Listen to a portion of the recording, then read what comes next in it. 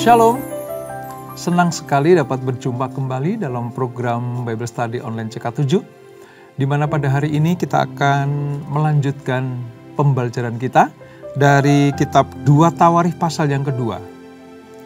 Seperti kita ketahui bahwa arti kata tawarikh itu sebenarnya adalah arsip atau menceritakan kembali kehidupan raja-raja Israel, baik utara maupun selatan, supaya nanti lewat penataan kembali silsilah itu akan dimunculkan satu nama, yaitu Mesias, anak Allah yang hidup, yaitu Yesus Kristus. Nah, pada pasal yang kedua dari 2 Tawarikh ini, saudara, kita akan belajar bagaimana Salomo itu mempersiapkan pembangunan bait suci, seperti yang dirindukan oleh bapaknya yaitu Daud, dan Salomo akan menjadi eksekutornya, memulai pembangunan.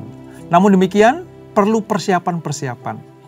Nah, persiapan-persiapan seperti apa yang Salomo lakukan?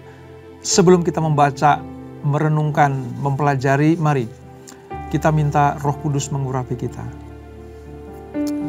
Kita datang kepada Tuhan dengan penuh kerinduan. Kita persembahkan hidup kita ke dalam tangan Allah yang luar biasa itu. Haleluya.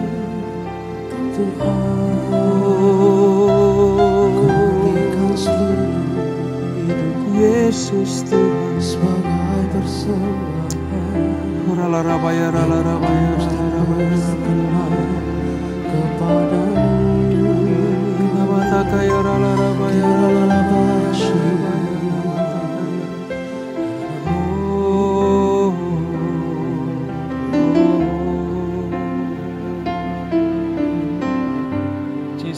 Jesus.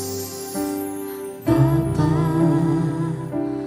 ku persembahkan tubuhku sebagai persembahan yang hidup, kudus, dan yang berkenan padamu, sebagai ibadah yang sejati.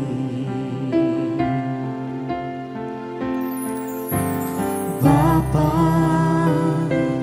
ku persembahkan tubuhku sebagai persembahan yang hidup, kudus, dan yang berkenan padamu, sebagai ibadah yang sejati.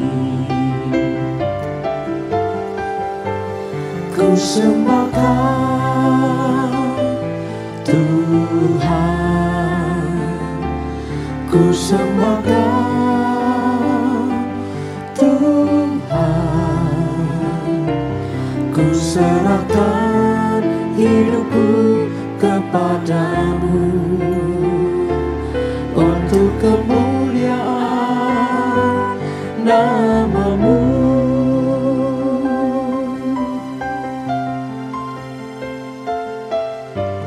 Bapa, ku persembahkan tubuhku sebagai persembahan yang hidup, kudus, dan yang berkenan padamu, sebagai ibadah yang sejati. Ku sembahkan Tuhan, ku sembahkan Tuhan, ku serahkan hidupku kepadamu untuk kemuliaan nama-Mu. Ku sembahkan Tuhan, ku sembahkan Tuhan, ku serahkan hidupku kepadamu, untuk kemuliaan nama-Mu.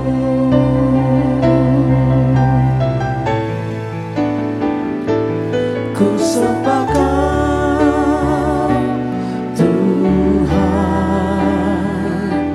ku sembah Kau Tuhan, ku serahkan hidupku kepadamu, untuk kemuliaan nama-Mu. Ku serahkan hidupku kepadamu, untuk kemuliaan nama-Mu. Ku serahkan hidupku kepadamu, untuk kemuliaan nama-Mu.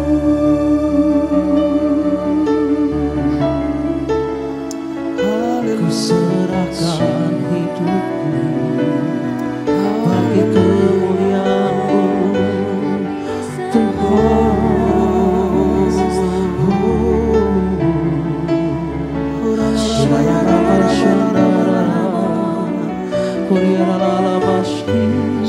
Engkau yang besar, pencipta segala.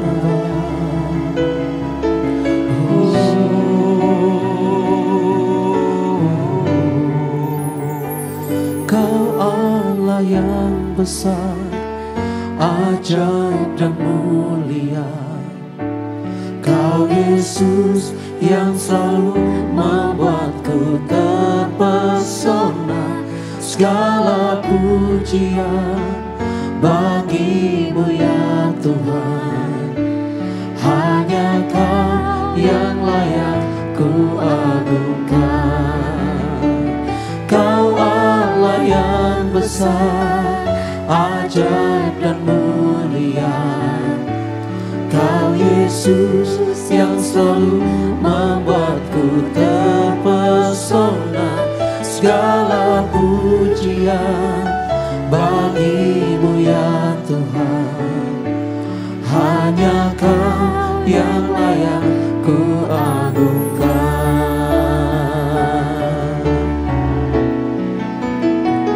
Kau Allah yang besar, ajaib dan mulia.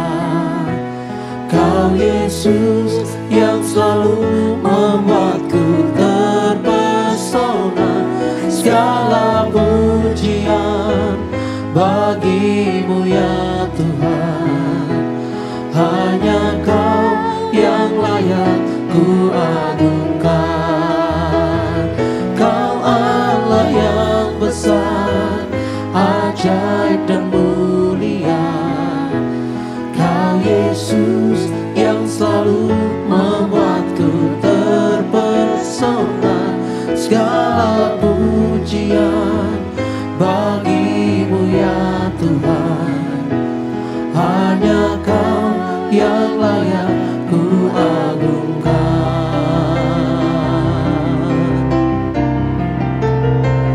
Kau Allah yang besar, ajaib dan mulia. Kau Yesus yang selalu membuatku terpesona. Segala pujian bagi-Mu ya Tuhan, hanya Kau yang layak ku agungkan. Kau Allah yang besar, ajaib dan mulia. Kau Yesus yang selalu membuatku terpesona. Segala pujian bagi-Mu ya Tuhan, hanya Kau yang layak ku agungkan.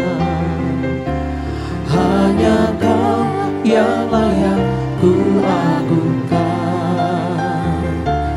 Hanya Kau yang layak ku agungkan.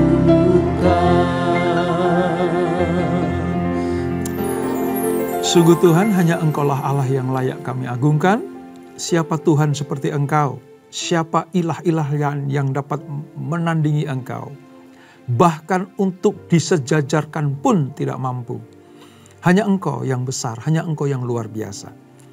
Kami akan melanjutkan pembelajaran kami. Mari Roh Kudus urapi kami, supaya kami mengerti apa yang kami baca, kami renungkan, kami pelajari, dan dengan ketaatan penuh akan kami lakukan. Urapi kami Tuhan, dalam nama Yesus. Mari yang siap belajar firman Tuhan, sama-sama kita katakan, amin, amin, amin. Baik saudara, kita akan membaca dari 2 Tawarikh pasal yang kedua, ayat 1 sampai dengan ayat yang ke-10 terlebih dahulu. Tentang persiapan-persiapan untuk mendirikan bait suci. Demikian firman Tuhan. Salomo memerintahkan untuk mendirikan suatu rumah bagi nama Tuhan dan suatu istana kerajaan bagi dirinya sendiri.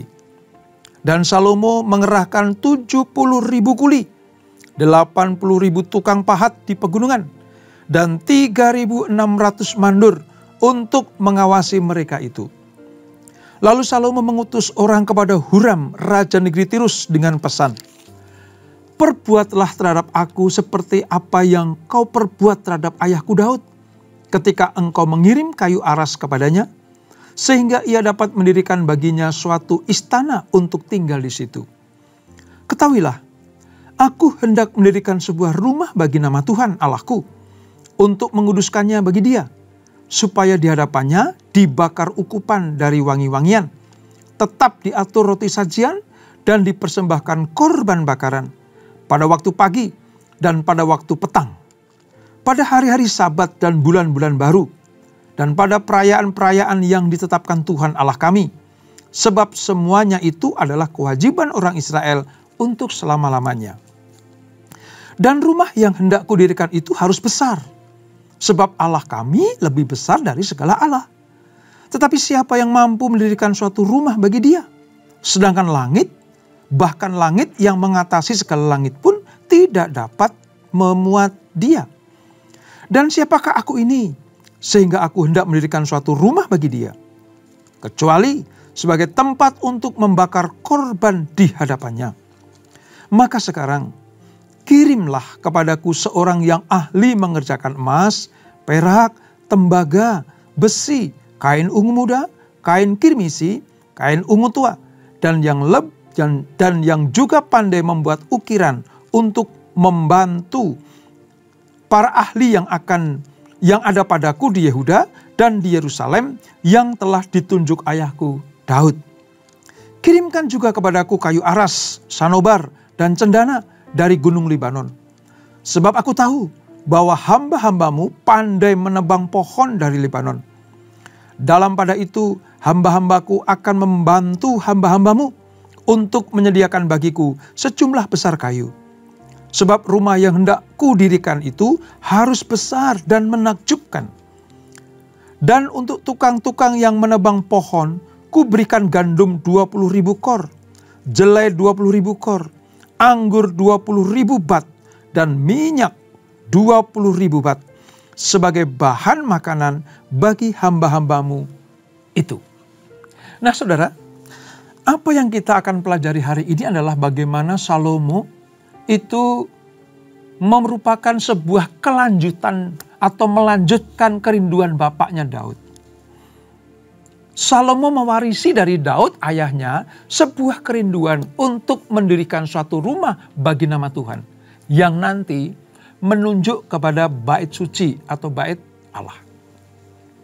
Salomo lah yang akan melaksanakan maksud-maksud ayahnya itu.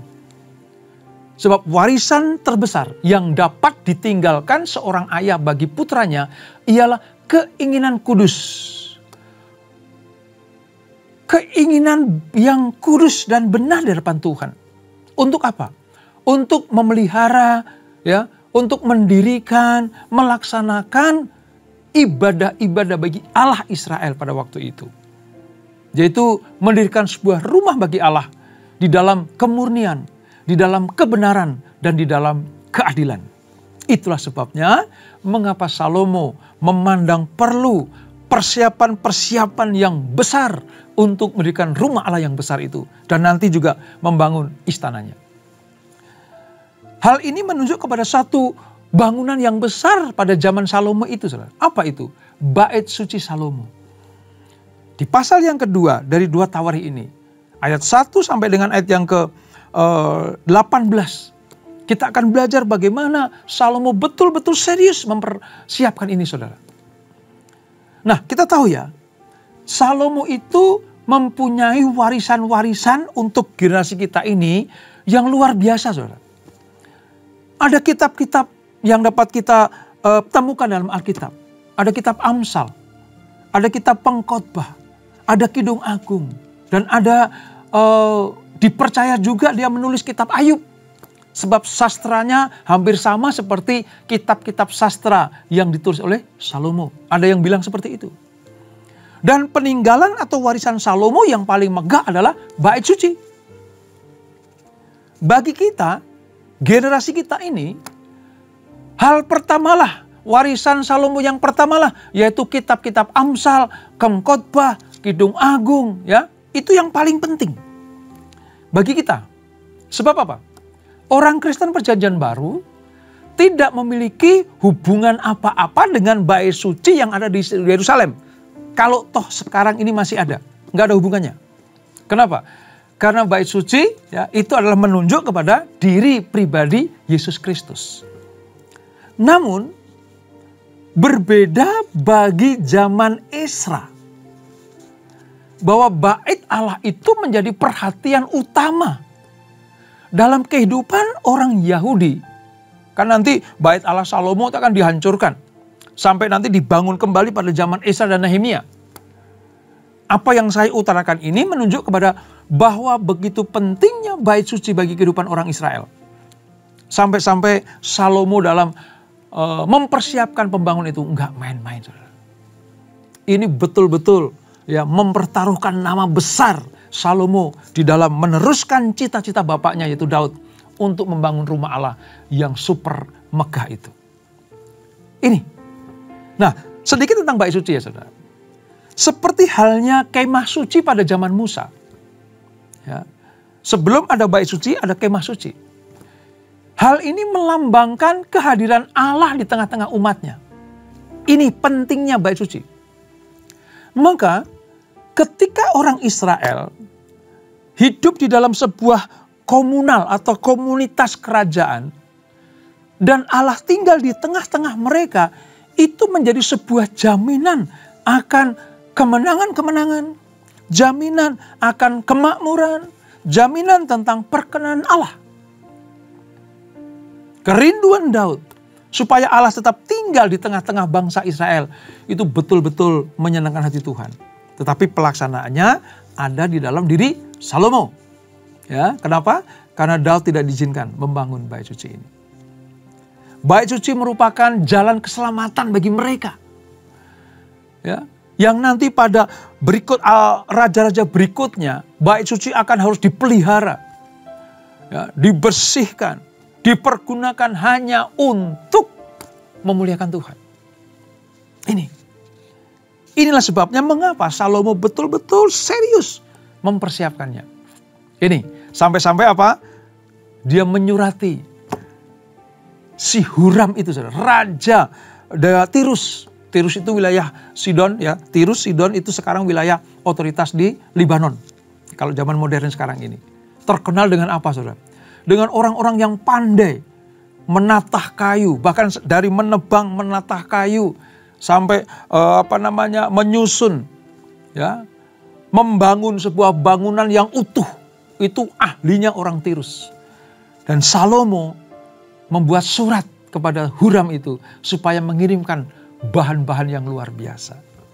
Nah, dari apa yang kita pelajari, saudara, bait suci tentang kehadiran Allah itu, sampai-sampai kitab Tawarikh ini menempatkan atau memasukkan 6 sampai 9, ya, 6 sampai 9 pasal mengenai bait suci yang dibangun oleh Salomo. Tentang persiapannya, bagaimana membangunnya, lalu nanti pentahbisannya seperti apa. Dari 9 pasal yang diungkapkan tentang persiapan pembangun bait Allah sampai nanti berdirinya, sampai pentahbisannya. Kitab Tawarikh memandang perlu, seperti inilah kehendak Tuhan bagi bangsa Israel, supaya mengutamakan hadirat Tuhan dibanding dengan hal-hal lain di dalam menata kehidupan bangsa pilihan ini. Jadi, karena begitu pentingnya hadirat Tuhan, maka hal utama yang harus dilakukan oleh Salomo adalah mendirikan bait suci. Nah, ketika Salomo mempersiapkan ini, saudara, dia membuat sebuah perincian-perincian. Ya. Membuat sebuah tatanan-tatanan, aturan-aturan, hukum-hukum, supaya pembangunan bait suci betul-betul terlaksana. Karena ini pembangunan pertama kali tempat ibadah secara permanen bagi bangsa Israel. Perencanaan utama memang sudah dilaksanakan oleh Daud. Dia membuat pola, ya, melukiskan pola bangunan seperti apa, itu Daud. Dia mengumpulkan perlengkapan-perlengkapan, itu Daud.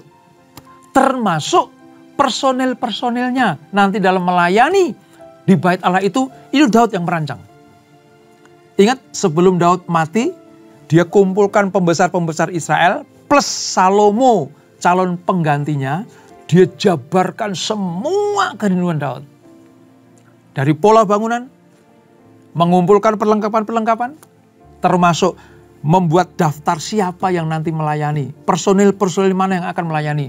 Imam Lewi mana yang akan melayani. Itu Daud yang mempersiapkan. Sementara Salomo tinggal mengatur angkatan kerjanya. Angkatan kerjanya. Namun karena Salomo memerlukan bahan yang kuat, kokoh, supaya bangunan bait suci itu megah, tiada bandingnya tadi diutarakan ya. Salomo minta bantuan Raja Hiram tadi dari Tirus.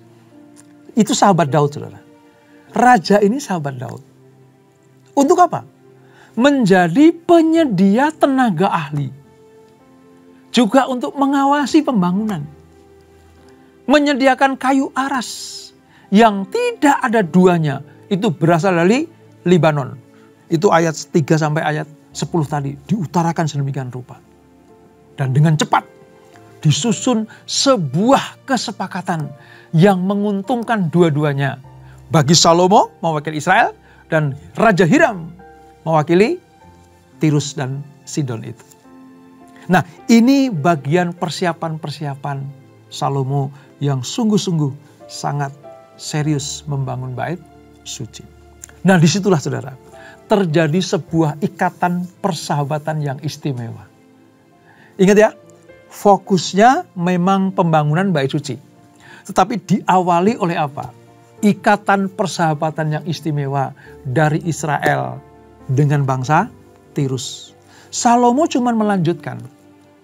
Karena merajut hubungan Israel dengan Tirus itu sudah dimulai dari sejak bapaknya yaitu Daud. Nah, mari kita lihat. Kita akan teruskan bacaan kita sedikit ya saudara. Ayat 11. Ketika Salomo punya kerinduan yang diutarakan kepada Raja Hiram itu saudara, atau Raja Huram. Raja Huram, Raja Tirus mengirim surat balasan. Ayat 11. Dan Huram, Raja Tirus mengirim surat balasan kepada Salomo yang berbunyi.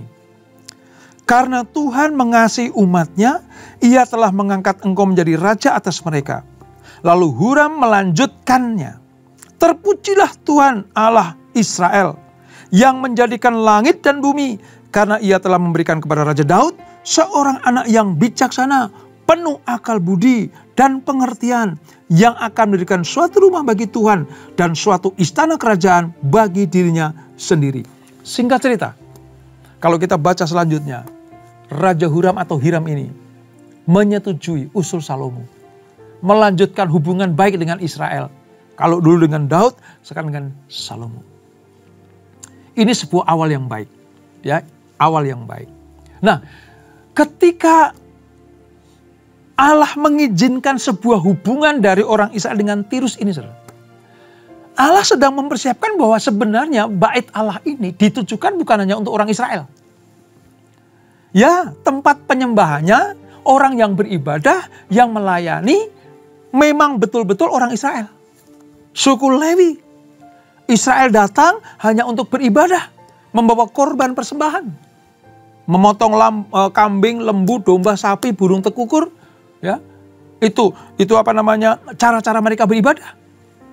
Tapi sesungguhnya makna kerjasama antara Israel dan Tirus itu sebenarnya memiliki dimensi yang lebih luas dari fungsi bait Allah. Apa itu? Supaya bangsa-bangsa lain, supaya kerajaan-kerajaan lain itu betul-betul melihat bahwa Tuhan Allahnya orang Israel itu Tuhan Allah yang luar biasa. Terbukti. Raja Tirus tadi mengatakan, terpujilah Tuhan Allah Israel. Yang mengutus, memilih seorang Salomo yang penuh dengan hikmat. Penuh dengan perencanaan yang matang. Sehingga bangsa Israel memiliki kesempatan mempunyai tempat ibadah yang megah dan luar biasa. Dalam hal membangun bait Allah, Salomo sungguh-sungguh memiliki pengabdian dan antusias. Bukan hanya menggerakkan orang Israel, tetapi juga menggerakkan banyak pekerja. Yaitu orang-orang asing sebagai kuli, ya. Lalu ada pengerah-pengerah, ya. Ada orang-orang sebagai mandor tadi. Ya. Dan Israel dan orang Tirus bekerja sama membangun bait suci. So, lihat, bait suci dimulai dengan sebuah apa? Persekutuan, keunitian, baik bangsa pilihan orang Israel maupun orang Tirus, bukan anak perjanjian itu, tapi diizinkan Tuhan untuk membangun sesuatu secara bersama-sama. Dan tempat yang dibangun sebagai mezbah persembahan bagi Tuhan. Nah, saudara, dari surat yang dikirim oleh Salomo kepada Raja Hiram atau Huram ini, saudara, mencakup 3 hal. Kalau kita teliti baik-baik. Yang pertama, Salomo minta kayu aras. Kayu aras. Kalau sekarang ya, imbangannya kayu aras itu kayu jati tua. Kalau di Indonesia ini, kayu jati tua. Jati tua itu mahalnya luar biasa. Kokoh. Sampai-sampai rayap pun tidak mampu untuk menggerogotinya. Saking kuatnya, ya, itu jati yang tua itu. Nggak sanggup untuk dimakan oleh ngengat atau rayap. Nah, gambaran seperti inilah. Kayu aras Libanon itu kuatnya luar biasa. Sebab Salomo ingin membangun bait Allah, tempat penyembahan bagi Allah yang sangat ideal dan kuat, kokoh, megah. Yang kuat, kokoh, dan megah. Maka permintaannya kepada Raja Hiram adalah kirimkan tebangan-tebangan kayu aras Libanon supaya aku pergunakan membangun bait Allah ini. Itu yang pertama dia minta. Yang kedua, Salomo minta ahli-ahli bangunan. Sebab yang akan dibangun itu bukan bangunan biasa saja. Bangunan yang betul-betul megah, mewah. Tidak ada bandingnya. Di Israel, di tanah Kanaan yang diduduki oleh orang Israel, tidak boleh ada bangunan yang lebih megah dari bait Allah. Kira-kira seperti itu. Maka Salomo gak akan iseng, gak akan coba-coba. Dia betul-betul mencari para ahli. Dia mencari orang-orang yang pakar. Supaya bangunannya selain megah dan kokoh, itu menjadi sebuah bangunan yang mewah dan luar biasa. Ini ya, yang pertama tadi apa? Kayu aras dari Libanon. Yang kedua, ahli-ahli. Dan yang ketiga, ditambahkan lagi, saudara. Salomo minta apa? Kayu sanobar dan cendana Libanon. Untuk apa? Menambah semarak bangunan bait suci. Kayu sanobar dan cendana Libanon itu terkenal selain kuat, kokoh, ulet, saudara, tapi bau-baunya, wangi-wanginya itu menyerbakkan atau memancarkan bau yang harum. Ya, bau yang harum. Sebab Salomo nggak akan main-main. Ini bangunan harus betul-betul selain dilihat atau dipandang oleh mata itu betul-betul megah. Juga kalau ada orang yang datang ke situ, umat beribadah ke situ, itu merasakan wow, harum wangi surgawi turun di tengah-tengah umatnya. Kira-kira seperti itu. Nah, 3 permintaan tadi dilengkapi dengan sebuah janji dari Salomo. Dia akan memberikan apa itu? Bagian-bagian yang akan diberikan kepada para tukang ahli itu. Logistik yang diperlukan, Salomo siap menyediakannya. Jadi dalam hal ini ada jalinan kerjasama yang luar biasa. Salomo minta ini, diluruskan oleh Raja Hiram atau Raja Huram itu. Merespon. Raja ini merespon terhadap permohonan Salomo. Yang pertama apa, saudara? Respon Raja Negeri Tirus. Yang pertama apa? Dia memuji Salomo. Ini sebagai tanda bahwa Allah mengasihi umatnya. Wah, Allah Israel betul-betul memperhatikan umatnya sampai dia memilih Salomo. Tadi saya katakan, penuh dengan hikmat, marifat, ya, cerdik pandai. Orang yang cerdik pandai ini dimiliki oleh orang Israel. Jadi Raja Negeri Tirus memuji Salomo sebagai orang yang berhikmat. Meneruskan hubungan dengan Raja Daud yang sudah mati itu. Dan bukan hanya itu. Raja ini menaikkan syukur atas bertahtanya Salomo. Sebagai raja yang patut dipuji karena kebijaksanaannya. Yang ingin saya sampaikan buat kita semuanya begini, saudara. Pengakuan atas kebesaran Salomo dimulai sejak Salomo minta hikmat dan menjalin hubungan dengan orang-orang atau raja-raja sekitarnya. Karena terbukti, pada zaman Salomo, Israel tidak pernah berperang dengan bangsa manapun. Sebab Salomo lebih baik menjalin hubungan dengan bangsa-bangsa atau kerajaan-kerajaan sekitarnya demi kebesaran kerajaan Israel. Dan pujian pertama datang dari negeri Tirus. Bahwa Allah Israel mengasihi umatnya dan memilih Salomo untuk menjadi raja luar biasa itu. Itu yang pertama. Yang kedua, Raja Hiram ini mengirim yang namanya Huram Abi. Huram Abi menjadi salah satu koordinator ahli-ahli dalam pembangunan bait Allah. Saudara bisa bayangkan nggak? Ini tempat ibadah orang Israel, orang Yahudi. Tetapi pembangunan fisiknya itu dibantu, disokong oleh bangsa lain. Yang notabene bukan bangsa pilihan. Ini luar biasa. Yang mengkoordinir ahli-ahli ini namanya Huram Abi. Kalau kita baca ayat 13-14 ya, nanti ada, saudara akan ketemukan itu. Huram Abi.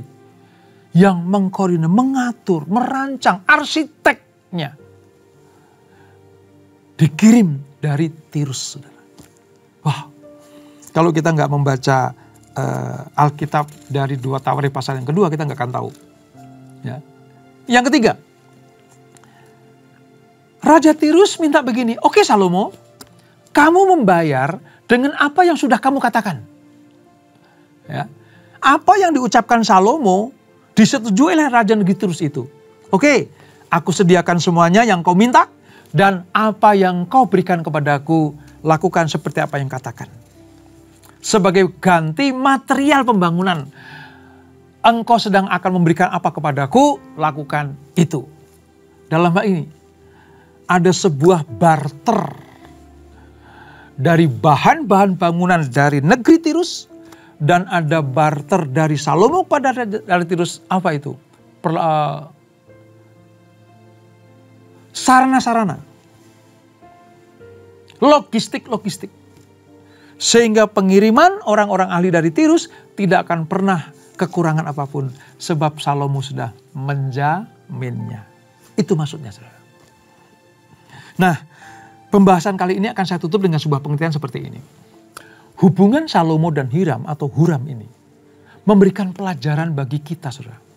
bahwa komunitas pasca pembuangan memiliki hubungan antara orang Israel dan non-Israel atau bangsa-bangsa lain.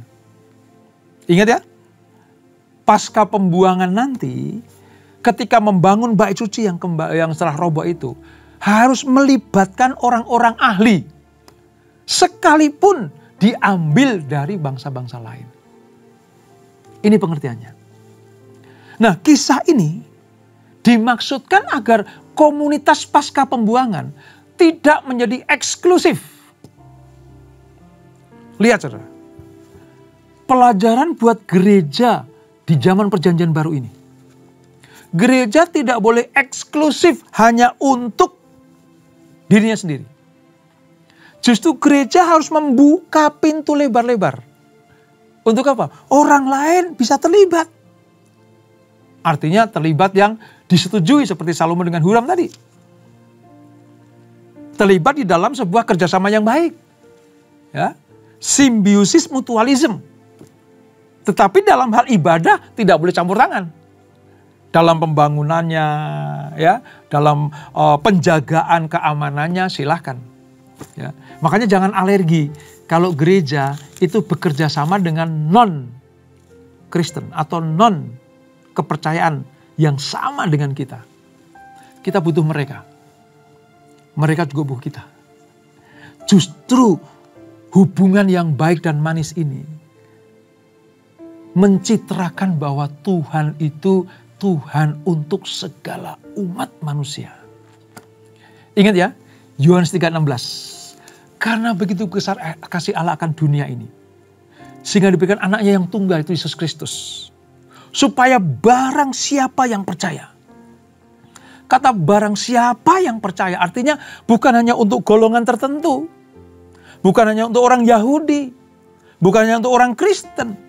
Siapapun juga yang mau mengakui Yesus sebagai Tuhan dan Juru Selamat, disitulah keselamatan akan dialirkan. Itu terjadi, dibentuk sejak pembangunan bait suci Salomo. Jadi sekali lagi ya, gereja tidak boleh eksklusif. Tidak boleh menutup diri, harus membuka diri. Supaya apa? Kelihatan. Terang itu kelihatan. Garam dapat dirasa. Sehingga orang-orang yang mau bekerja sama, yang mau percaya kepada Tuhan Allah kita Yesus Kristus, mereka dipersilahkan untuk melakukannya. Catat baik-baik saudara. Selama hubungan dengan bangsa-bangsa lain adalah untuk pelayanan dan kemuliaan nama Tuhan, kerjasama seperti itu tidak dilarang. Loh Pak, ayatnya mana? Gitu ya, kan selalu tanya begitu ya. Jelasin ini saudara. Kalau ada orang bertanya, mana bisa Kristen bekerja sama dengan non-Kristen? Mana bisa? Jelaskan ini. Bahkan sejak zaman Salomo pun bait Allah dibangun melibatkan orang-orang non-Israel, non-Yahudi, non-anak-anak perjanjian. Sebab persahabatan, ikatan persahabatan yang luar biasa ini membuat bukan hanya Israel termazur, tapi juga nama Allah Israel dikenal juga oleh bangsa-bangsa lain. Para pendahulu kita memulai hal yang seperti ini. Harusnya gereja Tuhan juga melakukannya. Dan saya bersyukur. Gereja di mana saya melayani, yaitu di CK7 ya saudara, itu bukan hanya sekedar hanya untuk melayani orang-orang Kristen saja. Tapi juga kita melibatkan orang-orang non-Kristen. Ya walaupun porsinya kecil tetapi kita sedang melakukan apa yang Tuhan rindu-rindukan ini. Oleh sebab itu, jadilah orang yang menyenangkan hati Tuhan. Membuka diri, ya, mewartakan kabar baik, terang dibuka, garam ditabur, supaya apa? Supaya hidup kita berkenan kepada Tuhan. Dan itulah 2 Tawarikh pasal yang kedua. Kita berdoa. Bapa, terima kasih untuk anugerah-Mu, mengucap syukur atas apa yang kami pelajari, kami baca hari ini. Bahwa ketika Salomo membangun bait Allah dalam persiapan-persiapannya, melibatkan bukan hanya orang Israel saja, tetapi juga bangsa lain. Dalam hal ini orang-orang Tirus, wilayah Libanon. Material-materialnya diambil dari sana. Ahli-ahlinya diambil dari sana. Karena bagi Salomo, siapapun yang terlibat dalam pembangunan bait suci akan diberikan kesempatan supaya nama Allah Israel itu makin masyhur di tengah bangsa Israel dan bangsa-bangsa lain. Demikianlah gereja dipanggil. Bukan hanya untuk hubungan eksklusif anggota-anggotanya. Tapi Tuhan juga mau kita pergi untuk mewartakan kabar baik. Untuk bekerja sama dengan orang-orang non-Kristen. Di dalam hal hubungan yang baik, tujuannya untuk mempermuliakan nama Allah, tidak akan pernah dilarang oleh Tuhan. Terima kasih Bapak. Terima kasih untuk pelajaran hari ini. Teguran mungkin bagi gereja-gereja Tuhan. Supaya kami membuka diri. Terang kami pancarkan. Rasa garam kami tebarkan. Supaya nama Tuhan semakin diharumkan. Kami gak akan alergi lagi bekerja sama dengan non-Kristen. Sebab kami dipanggil untuk hal itu. Para pendahulu kami sudah memberikan teladan yang luar biasa. Terima kasih Bapak. Berkati kami semuanya. Dan sebelum kami tinggalkan acara ini, kami siapkan hati kami terima berkat yang daripadamu. Kekasih Kristus, arahkan hatimu kepada Tuhan. Terimalah berkat kasih anugerah dari Allah Bapa yang berlimpah-limpah. Di dalam anaknya yang tunggal Tuhan Yesus Kristus. Dan persekutuan yang manis dalam Roh Kudus menyertai kita semuanya. Mulai saat ini sampai Maranatha. Yesus datang menjemput kita semuanya. Bertemu di awan-awan yang permai. Menikmati kemuliaan kekal sampai selama-lamanya. Yang diberkati. Sama-sama kita katakan, amin, amin, amin, amin. Tuhan Yesus memberkati.